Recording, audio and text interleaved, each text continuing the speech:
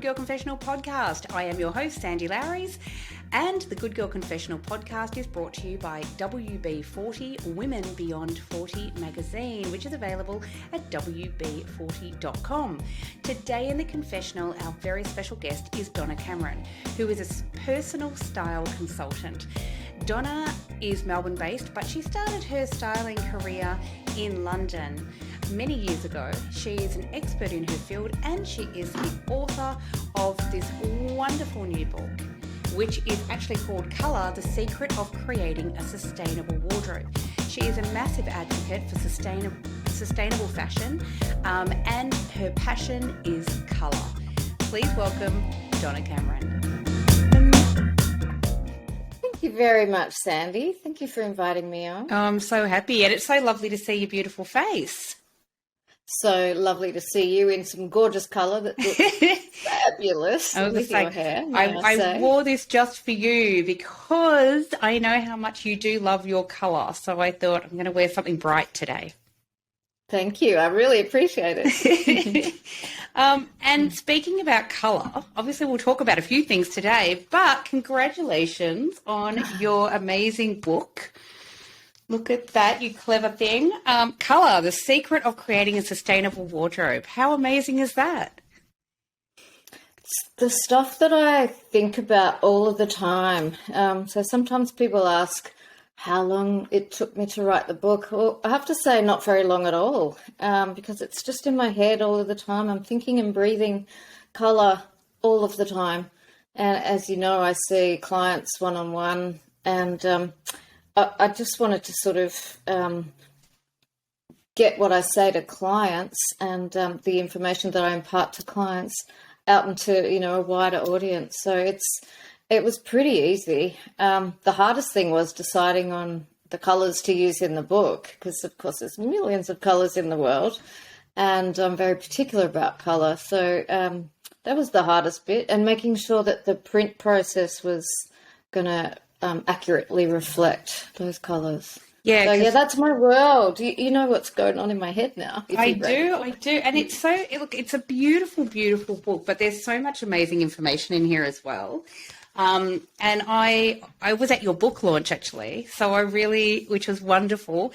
So I've been, really excited to get you on here to talk about the book, but also to talk about your life's work. So you're actually a stylist. So tell us a little bit about that, and then obviously we'll walk into how the book started and how it all happened, and yeah. Thank you. The stylist term is one that I don't use myself, but it is the shorthand for what I do. I was trained as an image consultant, but that terminology is not really well known out there in the big wide world.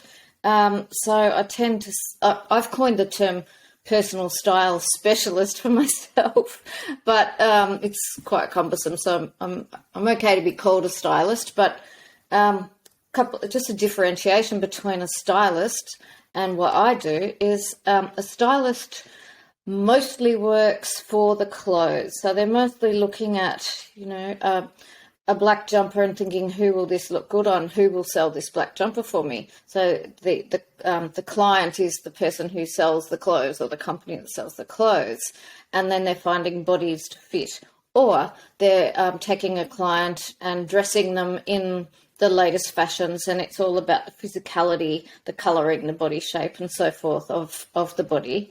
So they're getting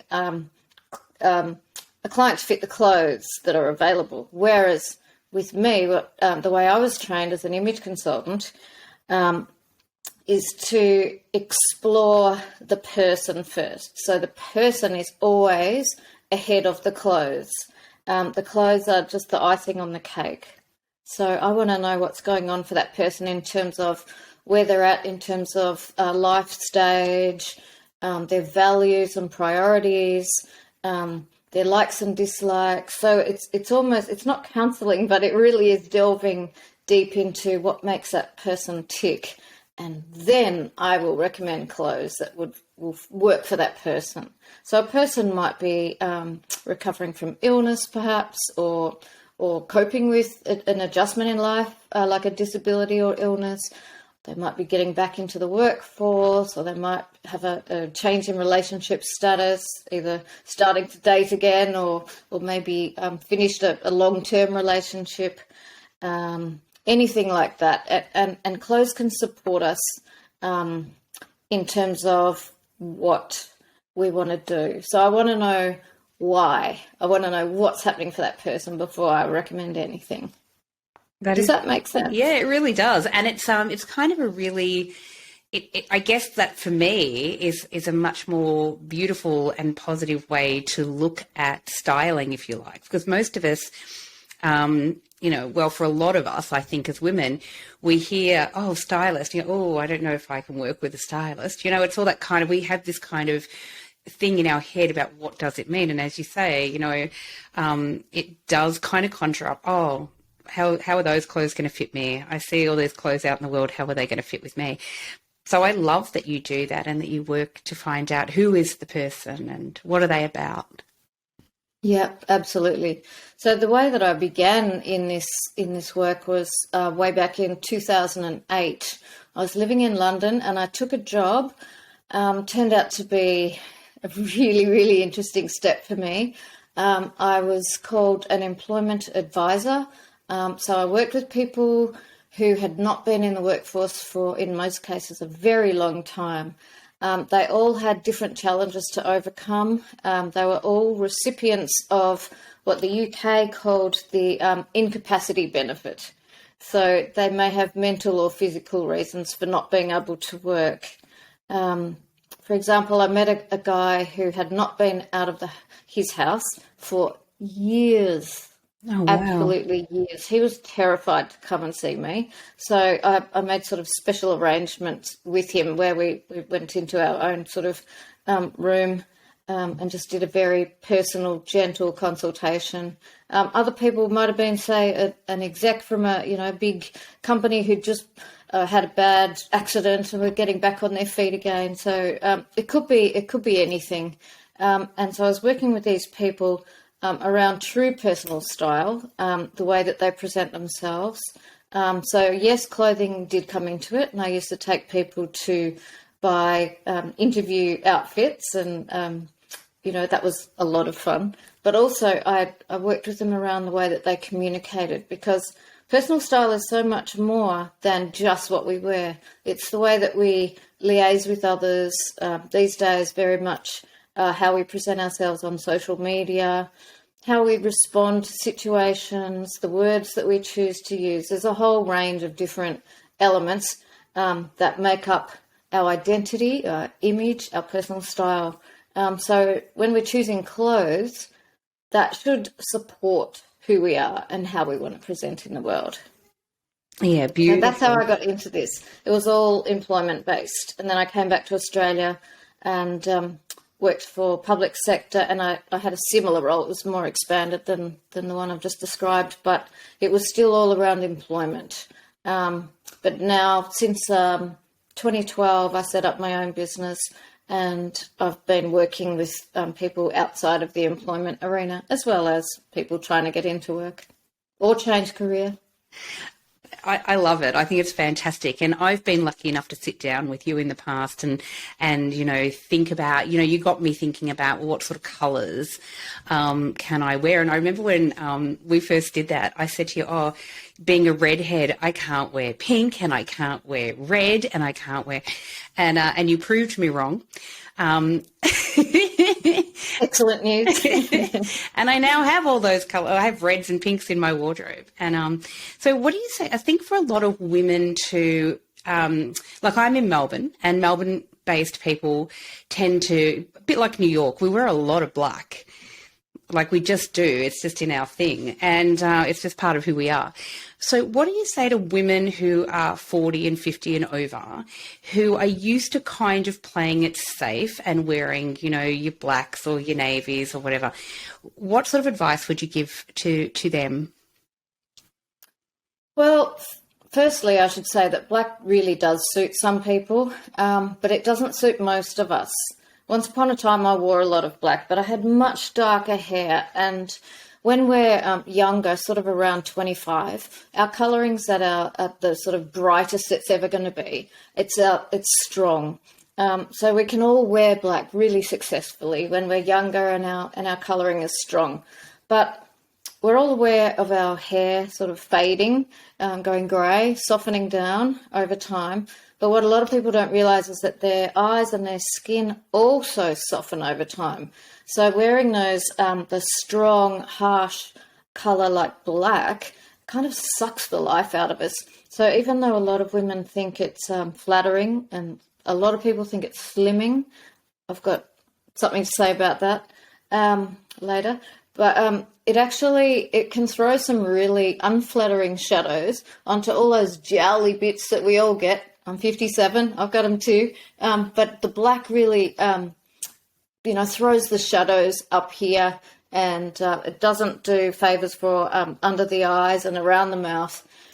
And I just think that if people are feeling or insecure about their appearance, black is not the way to go. So I love showing people how other colours can work for them and just support the way that they look. And I never try and use the word youth. I'm anti-aging, if that makes sense. I'm all about radiance and harmony. So I like to borrow concepts from, the art and design world rather than this whole youth-obsessed culture that we're in, but hopefully we're turning away from now. Thanks to great work by people like yourself, Sandy, and I really just want to thank you for all of the fantastic work that you've done for women over 40. Brilliant. Oh, thank you very much. And I think one of the really beautiful things about the magazine, because obviously it's not just me, it's collaboration of so many brilliant women.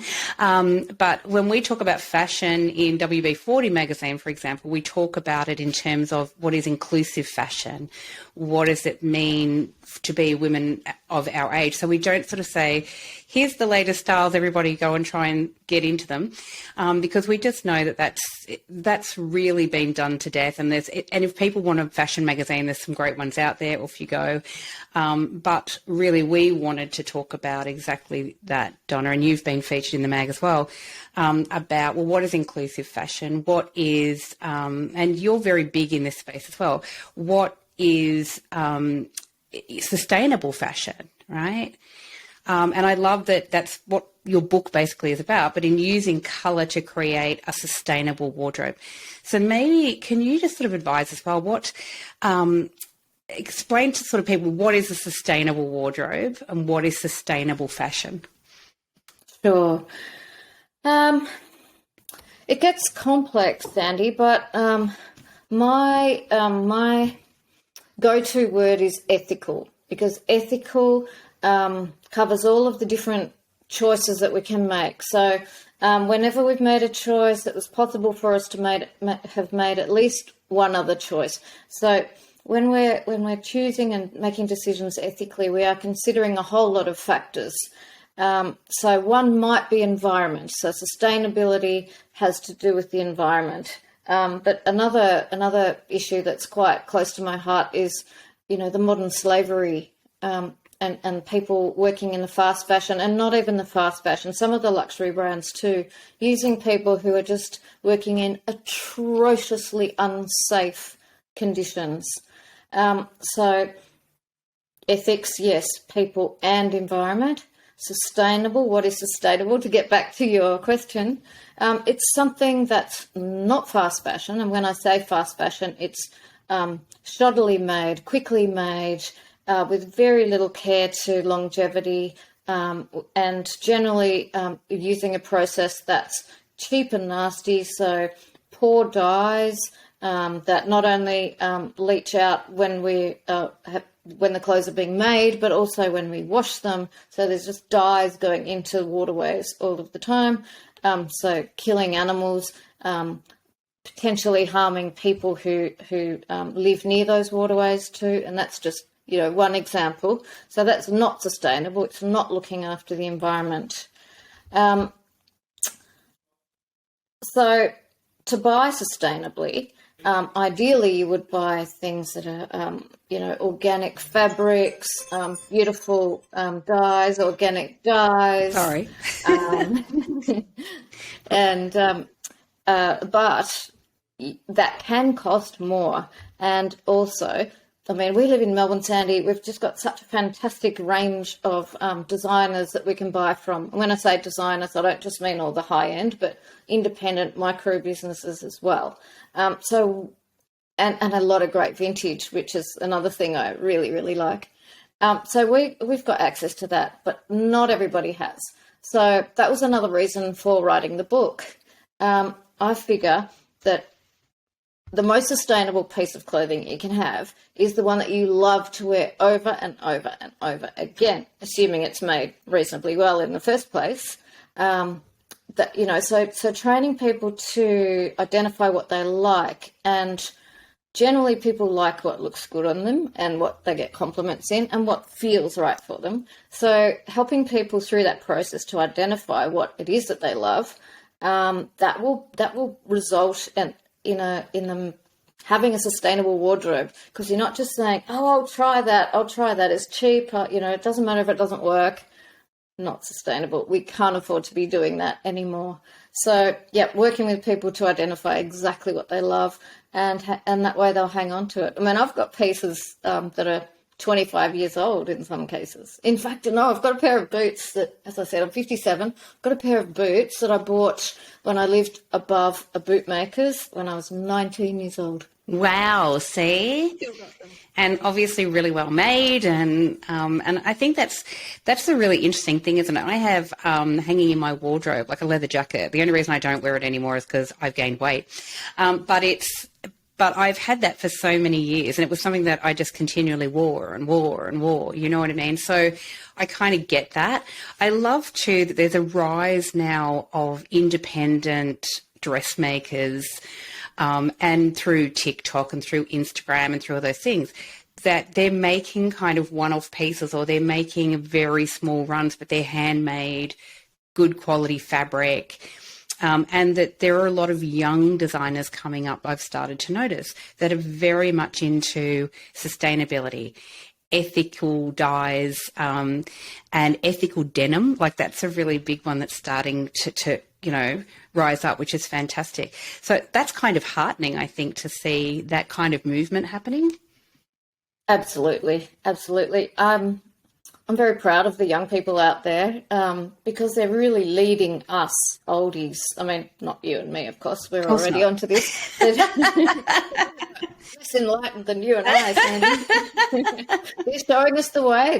They're being strong. They're doing the school strike for climate, because it is their future that we're mucking up if we don't change our ways. And I've got, stepchildren with little ones. And I think about, well, what kind of world are they going to inherit from us? If I went to my grave not having done anything about trying to make the world a better place, I wouldn't feel good. Yeah, it's true. And I think like what's really interesting about sustainable fashion is that, as you were saying, yes, it does cost more to actually, generally it costs more to actually make sustainable fashion. And it's understandable when you realise and recognise the process. And I hope people go out and buy your book, because I think you've really explained a lot of this stuff so well in here, and why it's important. But yes, there's a price. But for those that don't have a lot of money, what are some of the suggestions to sort of like, they've obviously already got clothes in their wardrobe, and some of those clothes may be fast fashion or whatever, but they're there. So what's some advice on how to kind of work out your wardrobe in especially in this current climate, I guess, where a lot of people, they can't get out and try clothes on. They, that's not going to happen. So they can't get out to maybe, even thrift stores and op shops. Like nothing's open. You can't go and buy anything new. So what would be some advice to just revamp the wardrobe that you've got? Well, what I will say firstly is, if people are buying online, to really think about their purchases and do their measuring properly and make sure and compare garments to what they already have. So even if you're buying something inexpensive online, which we all must every now and then, just to really think about it, and don't just hit that, buy now button without doing the due diligence behind the scenes. But to revamp your own wardrobe, this is something I actually really love to do, and hopefully I'll be able to get into people's wardrobes again soon. Fingers crossed. Yeah, for there sure. are lots of ways of just reusing the things that you've already got. So I can go in as somebody that's very objective and give people ideas about how to turn maybe, let's say, a short dress that they feel like they can't wear anymore into just a top. So maybe wearing a skirt over a dress, a longer skirt, and then they've got a top with that fabric that they've loved for a long time, but can't see themselves wearing the dress again. So that's one thing you could do. Of course, the other way with a dress is to wear a top over it. So if you feel like it's getting a bit tight around here, you can put a sloppy jumper over it and make the dress into a skirt. So there's those kinds of things. But just experimenting, stand in front of a mirror, and just try things on in different combinations that different ways that maybe you've never worn things again, and just try and keep an open mind. It's like when you brainstorm, no idea is ridiculous. You just never know what's going to work. But here's a tip too. You can look in the mirror and assess your outfit, and you'll either like it or you won't. But if you're brave enough to take a selfie, which I actually really hate doing myself, but by taking a selfie, you can see so much more detail in what's going on in that outfit than you can if you're looking in the mirror. It's to do with peripheral vision and the way that the brain interprets things through our eyes, and then looking at the whole sort of image, say, presented in a photograph. Very, very telling. So those shoes you thought might have been awful, maybe they do work. Or that hemline that you thought might have been good, maybe it's not so good. And always, have a little hand mirror, check the sides, check the backs. Nothing worse than seeing somebody who looks terrific from the front. I shouldn't say nothing worse, but it is a shame if you see somebody who looks terrific from the front and they just didn't check the back, and maybe their skirt's riding up, or the pants are too tight, or, there's all sorts of things, of course, that we don't see from the back. So that's definitely something to do. I've got a call coming through. Oh, but I'm just going to cancel that. Do you need to get it? No, not at all. I'm talking to you. That's more important. At least it was on silent. I hope that helped. Yeah, that's big, and I think one of the things that I picked up a couple of tips, obviously from you, but one of the things too that I didn't really think about, but is things like scarves, like especially in winter for me, I do own a lot of scarves, and because I was wearing a lot of black, just even going into my wardrobe, I put all of my scarves in one place and went, oh, I've actually got quite a lot. And so throwing like on a colourful scarf over a black top just really brightens your whole outfit. It's really funny that you say that. I often see women walking around in black, which, when it doesn't suit them, and yet the scarf they've chosen to wear over, so around their face and hair sort of area, is spot on in terms of colour. So some people know intuitively what actually does suit them, but they've not got the whole outfit on. But a scarf is a really good transition. I mean, I still have some black things that I wear, even though it doesn't suit me anymore. And you're right, the scarf is a fantastic way to just add that bit of colour, along with the black. And especially in these days of Zoom or, online communication, well, we're really only seeing, sort of bust upwards, aren't we? That's so true. That is so true. That's what we call the portrait area that we need to dress more so than anything else. So whether I've got stilettos, designer boots, or Ugg boots on, Sandy, you wouldn't know. I can't tell. I have no idea. Hopefully it's something comfy. It's Ugg boots. I love it. See, that's great. It's I had Lisa Cox, who's gorgeous woman on the podcast some time ago, and Lisa's a disability advocate, and but she's also a model, and so she, does a lot of modelling, and she, popped up on Zoom because she's in Queensland, and like it would matter where you are now, you have to be on Zoom, but she just looked at me. I said, "Oh, you look gorgeous." And she said, "Actually, I'm just wearing my exercise clothes, but I always have a blazer hanging over the chair." And she just had this blazer on. She looked incredible. So you're right. It's kind of just having this like postcard size you, if you like, that you can disguise things pretty well. But it's an interesting thing that you brought up, because you're right. We are living in a world now of video and social media and Zoom chats, etc. YouTube, it's all happening. So I guess what's some good advice too for people? Because as you say, you really only have to decorate up, right, from the waist up. What's some good advice in terms of appearing on camera? What's some quick and easy ways, especially people, I'm guessing, who are going for job interviews online now? Well, I hope you're noticing that when I try to respond to your questions, I'm looking straight at the camera, so that has the impression of me talking to you. Whereas if I'm looking at your face, it won't translate well for the viewers. So keeping that in mind, it does take some practice. But once upon a time, I used to do media training for people, so I know what to do. So looking at the camera as though you're talking to a person. If it helps, stick up a little face there. That's a good one. And I'm a bugger for it because my camera's like right up there. So now I'm looking at the camera, right? But most of the time, mine's above. And most of the time I'll be looking at you here because I can see you on my monitor, right? So it does. So people will always notice when I do podcasting, there's a bit of this going on. That's natural. But I think particularly for a job interview, to try and address, give them as much eye contact as you can is important. Yeah. Making sure your lighting's okay. So as you can see, I've got my little home studio, working from home studio. I've got a window here and I've got a window up there. But I've also set up a lamp. Making sure that your light balance is okay is really important.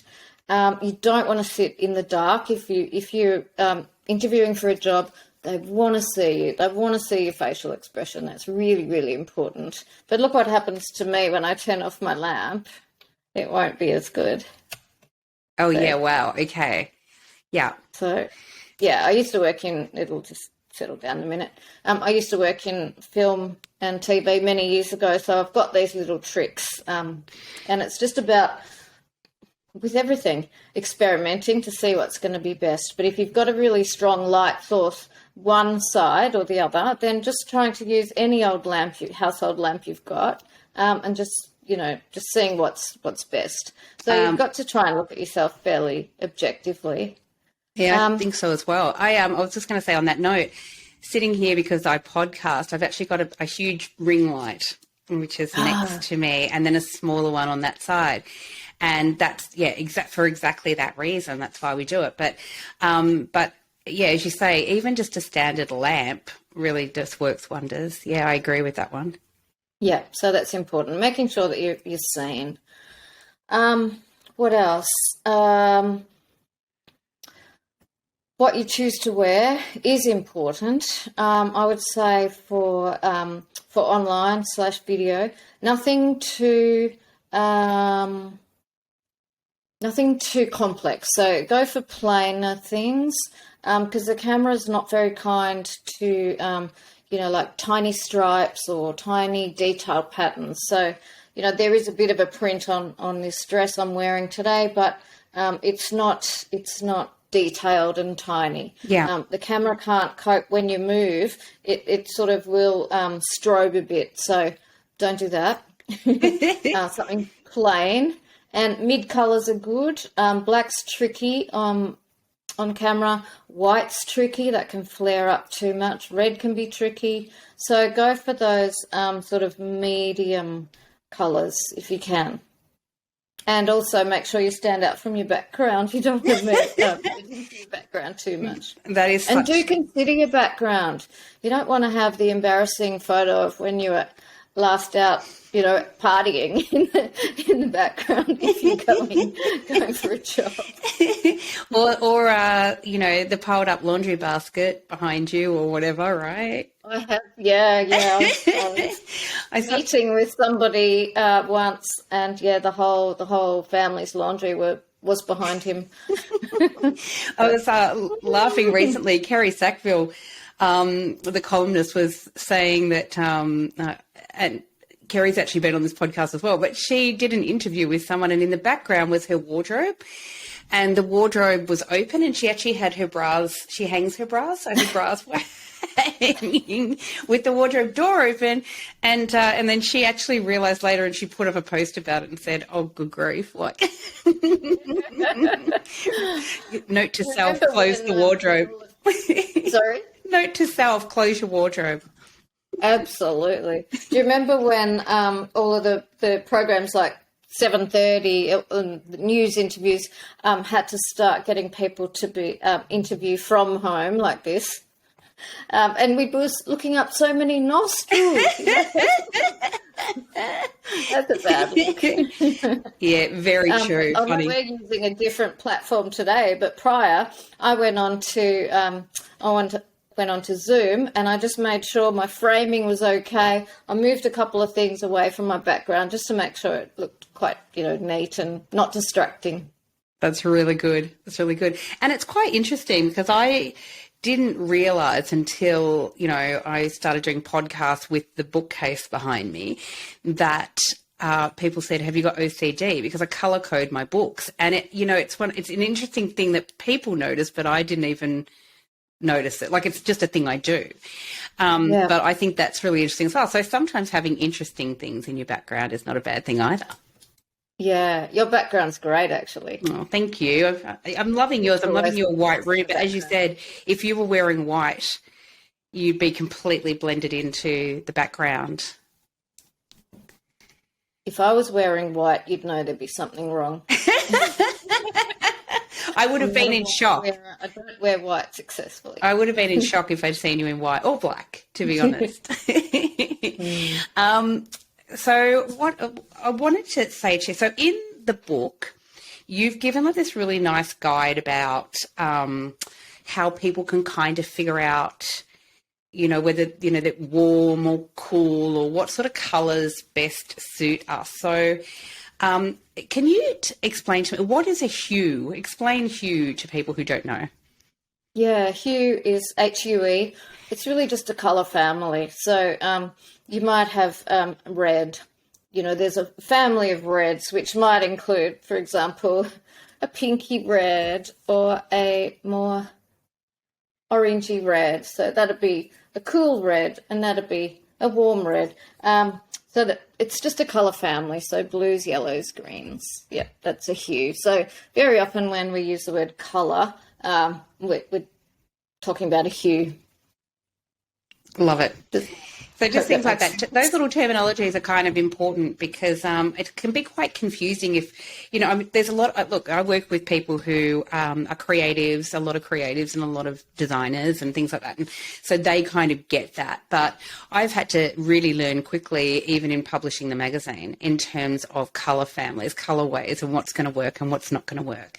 Because what I visually fall in love with may not actually translate onto a print page, for example. Yeah, that's exactly right. The magazine is beautiful, by the way. Thank you. Of course I subscribe, and I love a print production. So it's so nice that you're actually doing that, that hard copy print. I really love that. Of course I was going to support you, so I subscribed. But when it arrived, I was, to be honest, really blown away. I was not expecting it to be that good quality. So glad. It is a really fabulous production. Well done, and I know it is a team. You wouldn't have seen this yet, but this is our new baby. This is issue 5 that's coming your way. I love it. It's beautiful, but it is a team effort, and but I am really quite proud of the fact that we have got artwork, like different artists and their artwork is on the cover art rather than having models. Such a lovely idea. I think it's a beautiful idea because I think then they become, as you say, sustainable. Those become collectible magazines you can have on your coffee table and they're quite lovely, rather than this quick kind of cheap sort of magazine that you then read and throw out, because that was really important to us as well, that people keep them if they were going to buy a print magazine, then keep it and not throw it out. But that's one thing that I noticed in your book is that the paper is really beautiful as well. Oh, good. Yeah, good. I really love it. I want to just mention the team. As you said, it does take a team to create anything really good.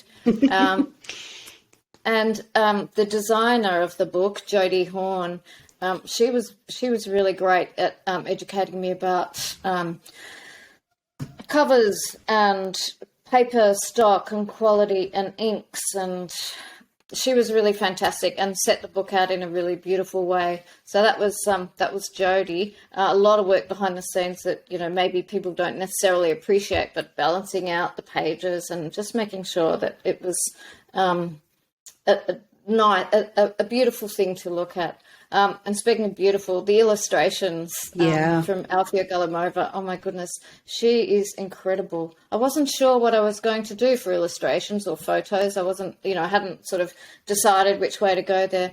But her and I were having lunch one day and she offered to illustrate it. And oh my goodness, I was just blown away. I accepted on the spot. I just thought, I couldn't imagine anyone. and it is absolutely, it's just beautiful. It really is. And by the way, I'm loving this photo of you on the back as well. I don't know. Oh, thank you. Yeah, but that is gorgeous. One redhead to another. I do love that. Yeah, that's right. It's beautiful. So what has the reaction to the book been? Because I love it, but what's the reaction been out there in the world? It's been very positive. Now, I could talk about colour, all day, and sometimes have, but I wanted to make sure that it was a very accessible book. So colour theory's really involved, and I had to draw myself back sometimes and to say, okay, it's not a book about colour theory as such. So yes, I've made it very accessible. I wanted everybody to be able to pick it up. And be able to follow those principles. So the fact that it is really accessible has been appreciated, and I also wanted it to be a book for everybody, not just women and not just young women. So I've got people of different genders in there, and ranging from 16 to 76. And I also wanted it not to be just full of white people. So I've drawn on, and they're everyday models. When I say models, they're family and friends, and I've tried to represent, tried to find people from everywhere that or different colours and ages, and as I said, genders, and so tried to make it very inclusive. And it is not just the middle class, white woman's kind of thing. And I think that's also been appreciated.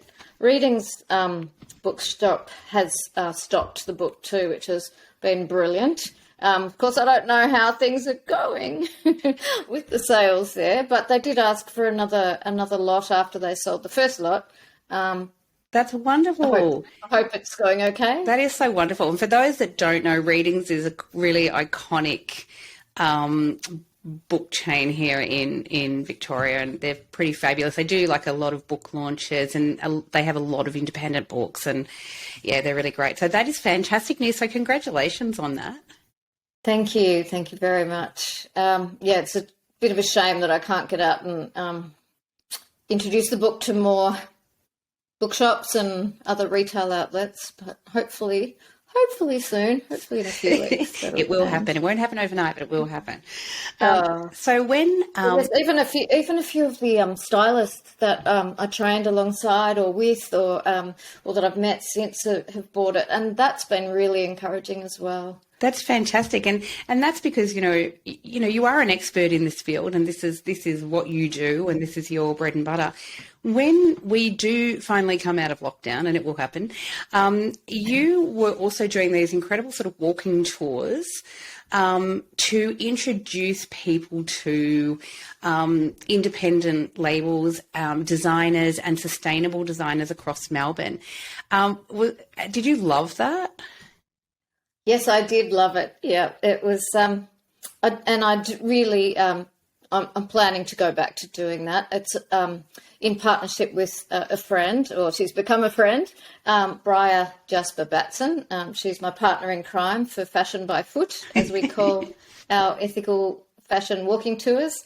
So they originated because I moved into a warehouse studio in Fitzroy, and I shared it with a lot of micro businesses, mostly one-women shows, who are making fashion. And as a non-sewer, big confession, but lover of clothes, I was just amazed. I'd be seeing one day they'd be sketching these beautiful garments, and then next day maybe some fabric would be shipped in, and then they'd be mucking around on their machines for a little bit. And then next day I'd walk in, there'd be this incredible piece that was completely wearable and absolutely gorgeous. So I just thought that was very special. And I think a lot of people in the last sort of 20 years have forgotten what goes into making clothes. We've forgotten to appreciate that process, and we don't respect that process anymore, because it's like, oh, $5 t-shirt. Yep, it's like they grow on trees. They don't. There's a lot of planning and a lot of different stages that, and you've got to grow cotton, you've got to harvest cotton, you've got to weave, you've got to dye, you've got to transport, you've got to, there's a really specialized skill called pattern making, and then somebody else sews it up, and then there's a retailer. There's all of this stuff going on, and so if we're buying our $5 t-shirts, there are a lot of people getting ripped off along the way. It's not sustainable, and that nods again towards what I mentioned earlier, the modern slavery. To me, that is completely hideous.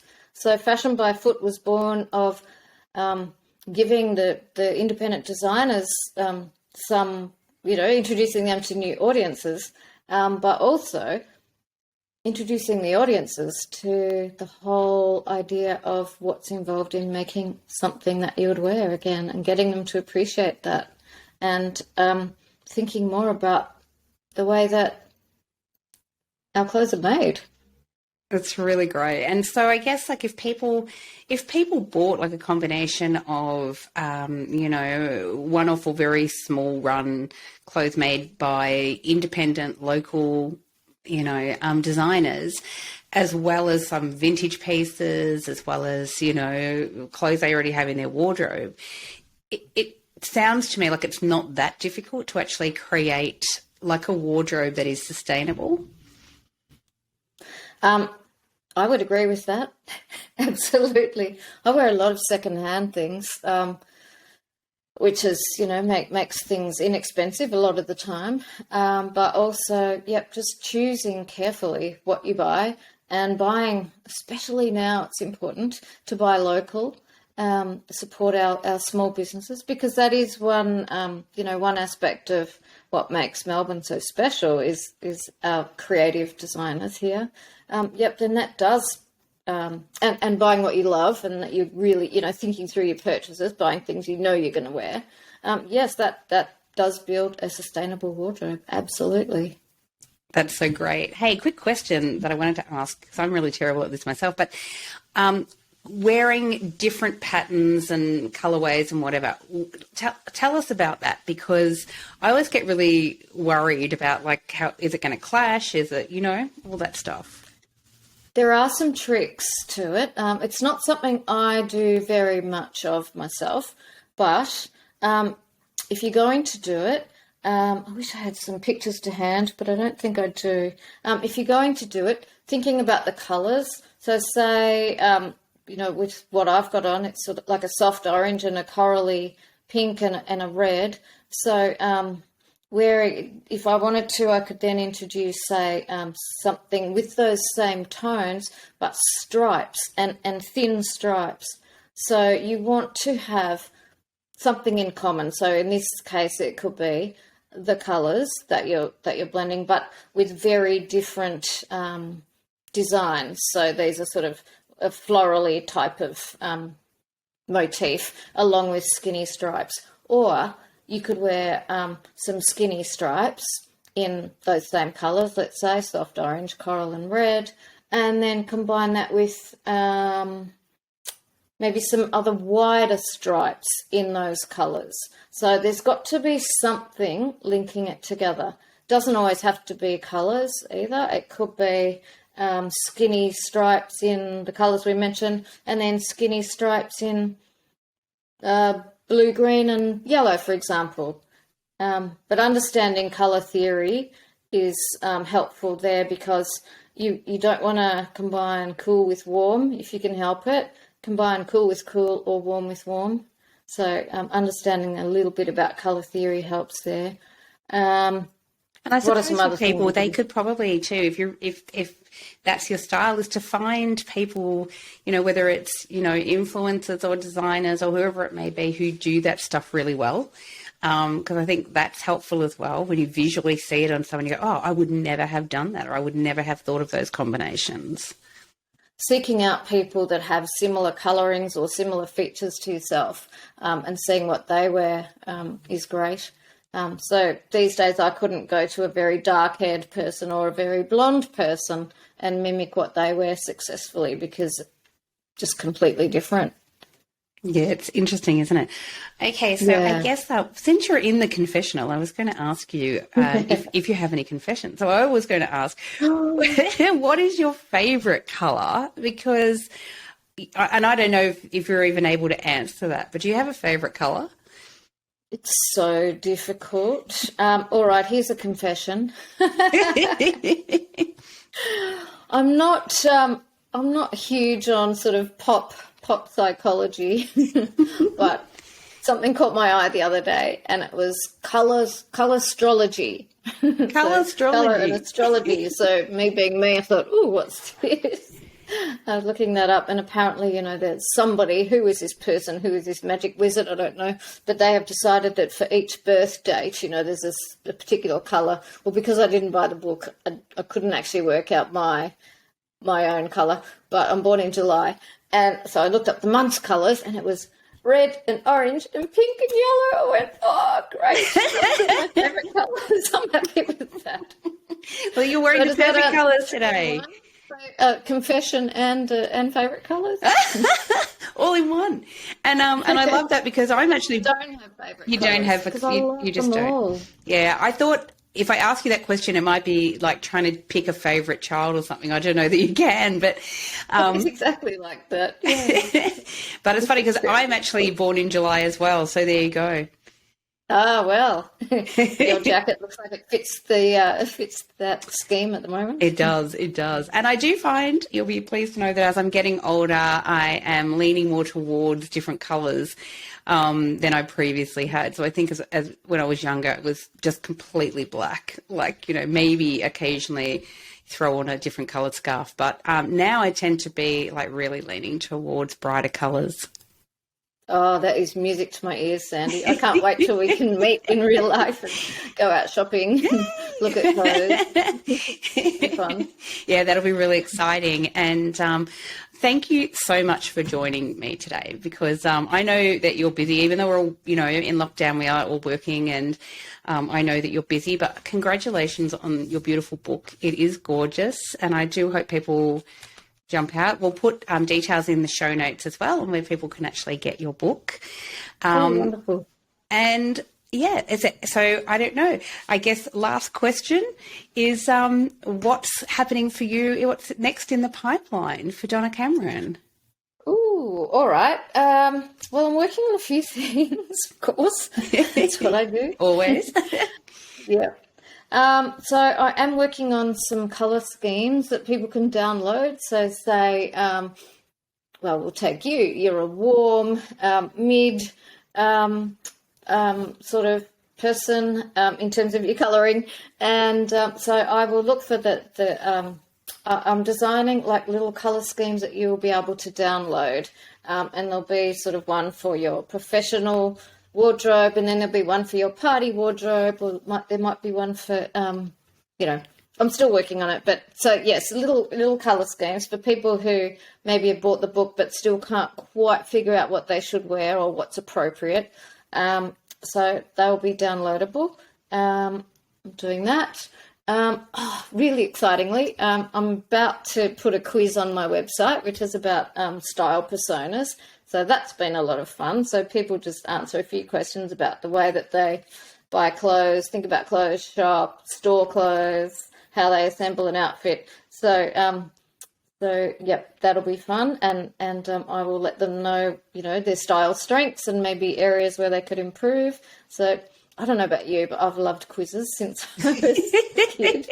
I loved them too. Remember back in the teenage years? Yeah. So it's been a lot more work than I expected it to be, but a lot of fun too. And I'm also doing this thing, Sandy, which I haven't quite figured out exactly what I'm doing with it, but I'm beginning a conversation around whether women still want to look 25 or be 25, or whether they're happy to be who they are now. This is women over 40, of course, similar to your cohort, but it just seems the right way to go. Because as I said, I'm really anti-aging. And I love that. And I love that that's a project that you're working on. I'll be really, really interested to see the outcome of that. I did, I saw this thing the other day, that's what should women over the age of 40 stop wearing? And it was the weight of other people's opinions. And I loved that, because I do think as you get to be 40 in your 50s, I'm in my 50s, and older, that really we should, stop worrying. We should worry less about what other people are bloody thinking and really worry more about what makes us feel good. Yeah. How do I feel when I get dressed in the morning, rather than what's everyone going to say? Exactly. Yep. Feeling right is number one. Yeah, I love that. I love that. So thank you very much, my darling, for joining us here today. As I said, I'm going to put all of the things, your website, everything will be in the show notes. And I do hope that people jump onto your website, have a look at all the incredible stuff that you do and are doing, and read the book, and we will put up links to where people can buy the book as well.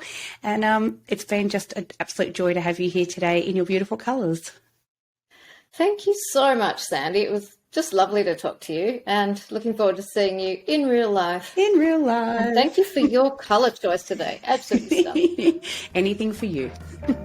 Take care, and thank you again for your great work. Bye. Bye. Thanks for listening to the Good Girl Confessional podcast. The Good Girl Confessional podcast is brought to you by WB40, Women Beyond 40 magazine. Available now at WB40.com. The Good Girl Confessional podcast is available on Apple Podcasts, Spotify, and wherever you listen to quality podcasts. We're also now available on YouTube. We chat with really interesting women about their hard-won wisdom, but it really helps us if you can subscribe, like, and share the podcast. Thanks so much for your support. Bye for now.